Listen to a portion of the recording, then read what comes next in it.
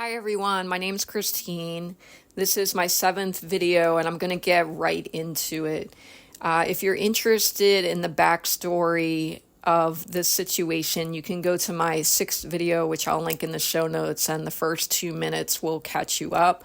If you're interested in the longer story, my first 5 videos tell you the complete backstory in detail. So I had a great time in Flagstaff, Arizona with my friend Zach, and he had a friend come out from LA, and we just had a great Labor Day weekend. And for people that are not in the United States, Labor Day weekend is the first weekend in September. I'll put some pictures on the screen, and by the way, this is going to be a voiceover video.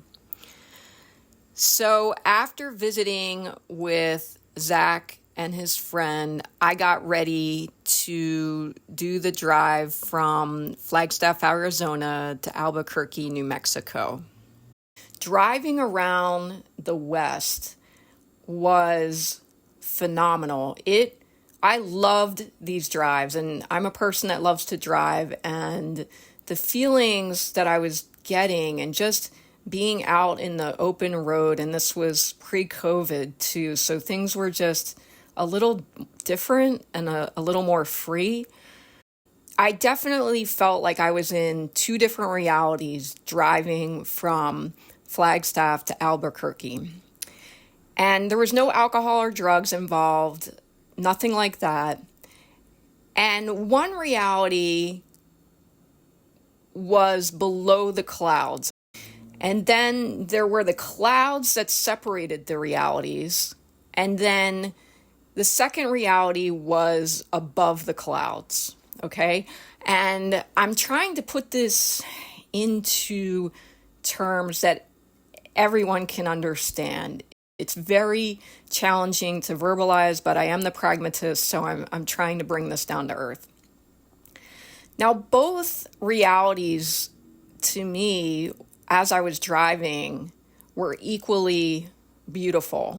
I was probably about an hour into the drive, maybe a little less, maybe 45 minutes. And that's a very spiritual land. I don't know much about that land between Flagstaff and Albuquerque, but to me, it felt very spiritual, very Native American.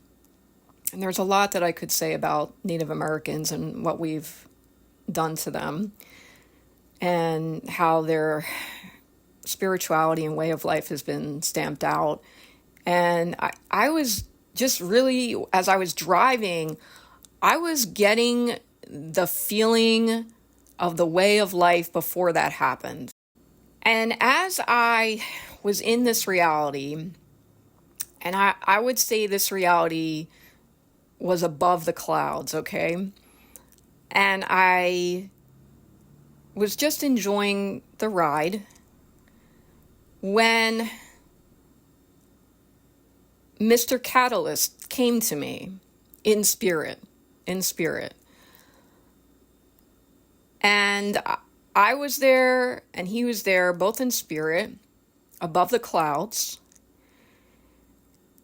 And I know this is going to sound woo, but I'm going to say it anyway. And we were married. And that was shocking to me. And I just said, wow, is this guy like my husband? I mean, and for context, this happened when I was 50 years old, 50, in 2019. And I am a single person, no children. I have never been married. I have not been interested in marriage. To me, marriage is a contract between 2 people and the state, and sometimes it works out, and many times it doesn't. And I've never wanted to connect my life path forever with someone else, because I just didn't think that was fair.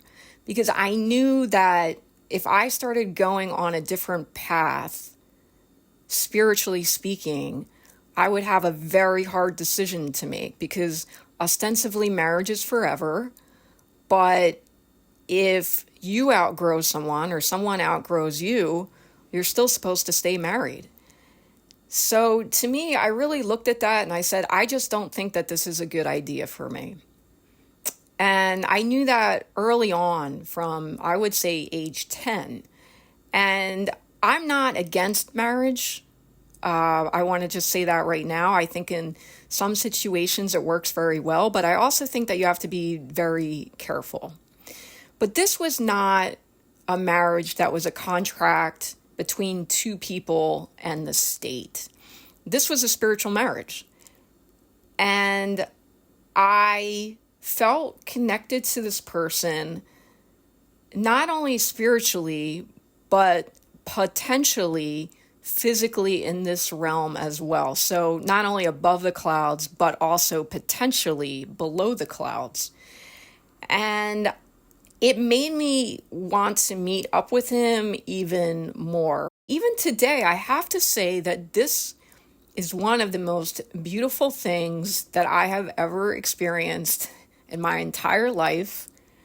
And it shocked me because I had never wanted remotely to marry anyone.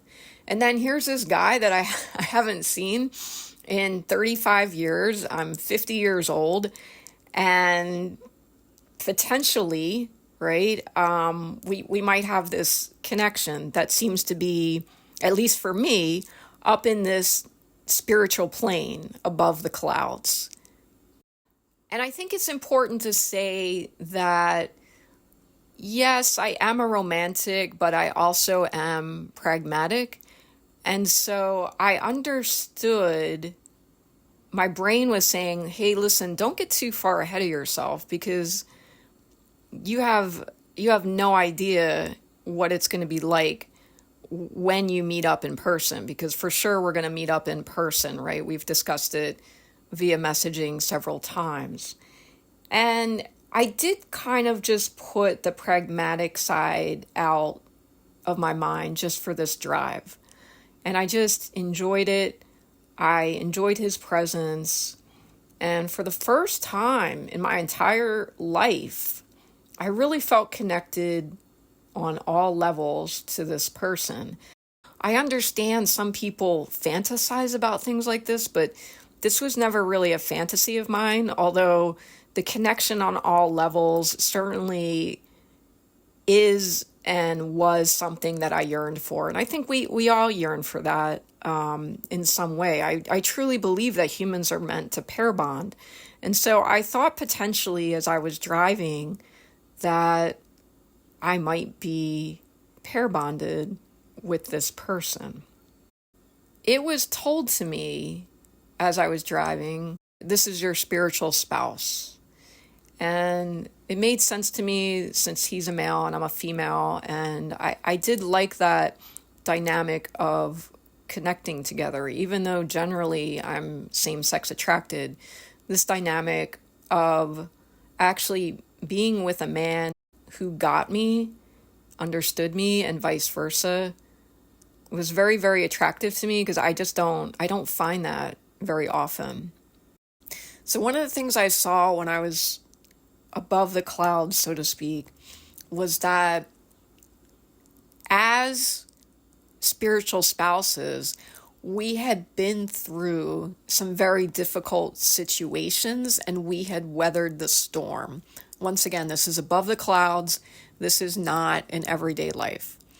So in this other reality, the two of us were together, working together in unison. And I have to say, I had never heard of twin flames before this. Still, twin flame was not a thought in my head because I'd never heard of it. And I'd never heard of entity attachments either. I mean, I had known about possession from the Roman Catholic Church, but to me, possession and entity attachments were something that was very distant from my everyday life. So I want to make that clear. So this, I would say, was, quote, a pure experience in the sense that it was not tainted by any type of twin flame ideology or anything like that.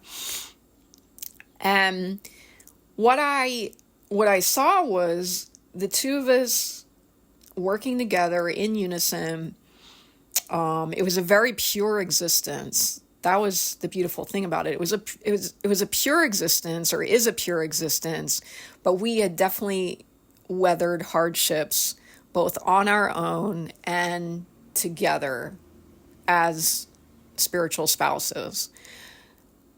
And it was actually very breathtaking to me. It was breathtaking. And by the way, I never told Mr. Catalyst anything about this.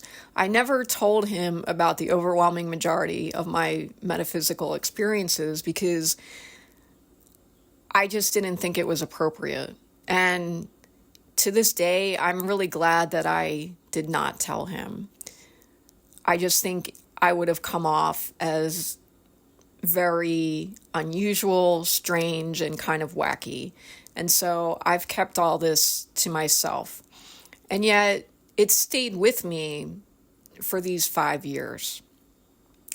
I'm going to end with this because although this particular experience of having a spiritual spouse hadn't happened to me before, I have had spiritual connections with other people, and it hasn't transcended to, quote, below the clouds where there's an actual physical connection and I've wound up having a relationship with them.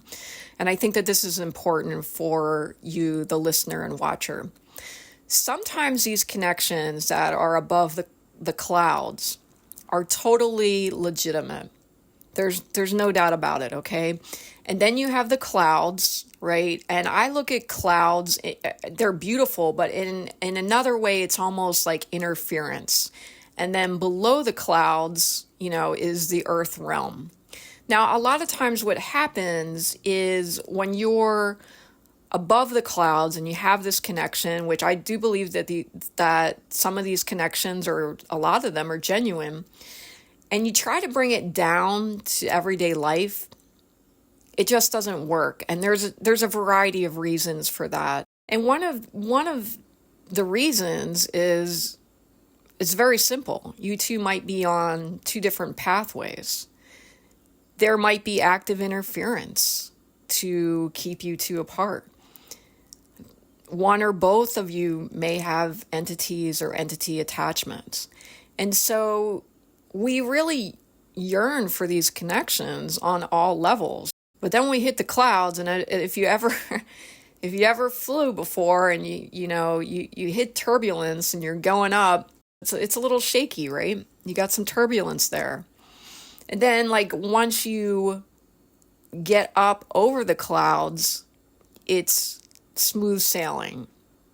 And I'm oversimplifying this for the sake of this video. Some of these connections are genuine and pure and beautiful, but there's multiple reasons why they don't work out on Earth in everyday life. So pulling into Albuquerque, I stopped at a gas station to take a breath and bring myself back to earth before going on to my friend Jenny's house and her husband and their daughter. I hadn't seen Jenny in about 10 years, and so I didn't want to come off as this spacey type of person. I just, I took a couple of minutes, I put gas in my car, I took a breath, and just reoriented myself back to everyday life. And Albuquerque is another city that I love and had not been there for quite a while. This is 2024, and I have not been back since I visited my friend Jenny. So I am really grateful that I had that chance before the next couple of years would bring what they did. In the next video, I'm going to discuss Farmington, New Mexico. And that's going to be an important one because there were a lot of lessons that I learned in Farmington, New Mexico. And this is one of the times where I'm not going to wait till the end of the video series. I'm going to discuss Farmington flat out and the things that I could have done differently.